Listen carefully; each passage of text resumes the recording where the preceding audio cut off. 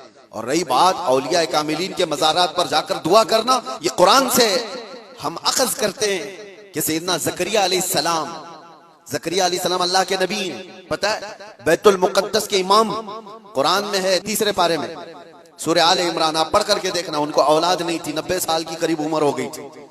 رب تعالیٰ فرماتا ہے ہنالک دعا زکریا ربہ قال رب هب لی من لدنک ذریۃ طیبۃ انک سمیع الدعاء۔ زکریا علیہ السلام کو بھی اولاد نہیں تھی، تو اسی مریم کے محراب میں کھڑے ہو گئے جہاں بی بی مریم تھی، کہا اے اللہ مجھے بھی ایک بیٹا عطا کر دے۔ ہنالک دعا زکریا ربہ، یہ قرآن کی آیت ہے۔ زکریا علیہ السلام نے اپنے رب سے دعا کی، اللہ مجھے بھی ایک بیٹا دے دے، تیری جانب سے نیک و صالح بیٹا عطا کر دے۔ اب یہ دعا تو ہو گئی، اور قرآن میں اس کے فوراً بعد آیت ہے فنادته الملائکۃ وهو قائم یصلی فی المحراب ان اللہ یبشرک بیحییٰ۔ اسی وقت اللہ کے فرشتوں نے بشارت دے دی زکریا علیہ السلام کو، تمہاری دعا قبول ہو گئی اور یحییٰ علیہ السلام کی شکل میں تمہیں بیٹا ملنے والا ہے۔ اتنی تیز دعا۔ اب میں آپ کو بتاتا ہوں یہ آیت میں کیوں پڑھ رہا ہوں اور کیوں آپ کے سامنے رکھ رہا ہوں۔ زکریا علیہ السلام خود اللہ کے نبی ہیں، اور جہاں کے امام ہے وہ بیت المقدس ہے، دنیا کا سب سے مقدس ترین مقام اس وقت۔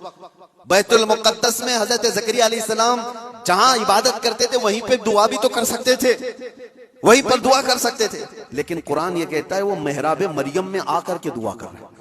محراب مریم میں جہاں بی بی مریم بیٹھی وہاں دعا کر رہے ہیں۔ اس سے پتہ یہ چلتا ہے کہ اللہ کے صالح بندے جہاں ہوتے ہیں وہاں سے دعائیں قبول ہوتی ہیں۔ پتہ چلا جہاں نیک و صالح اللہ کے ولی رہا کرتے ہیں وہاں سے جب نبی کی دعا قبول ہوتی ہے تو پھر امتی کی کیوں نہیں قبول ہوتی؟ اور فوراً دعا قبول ہوئی اور بیٹا بھی ملا۔ اب یہ لوگ کہتے ہیں غریب نواز کے یہاں جاتے ہیں تو کیا بیٹا ملتا ہے؟ بیٹی ملتی ہے، اولاد مانگنے جاتے ہیں۔ ظالموں تمہیں پتہ نہیں زکریا علیہ السلام بی بی مریم کے پاس کھڑے ہو کر بیٹا مانگے تھے تو بیٹا نبی کی شکل میں ملا تھا۔ ہاں یہ نہیں ہے کہ وہ بی بی مریم سے مانگ رہے تھے، وہ اللہ سے مانگ رہے تھے، لیکن جگہ کون سی ہے؟ جگہ کا بھی اثر ہوتا ہے۔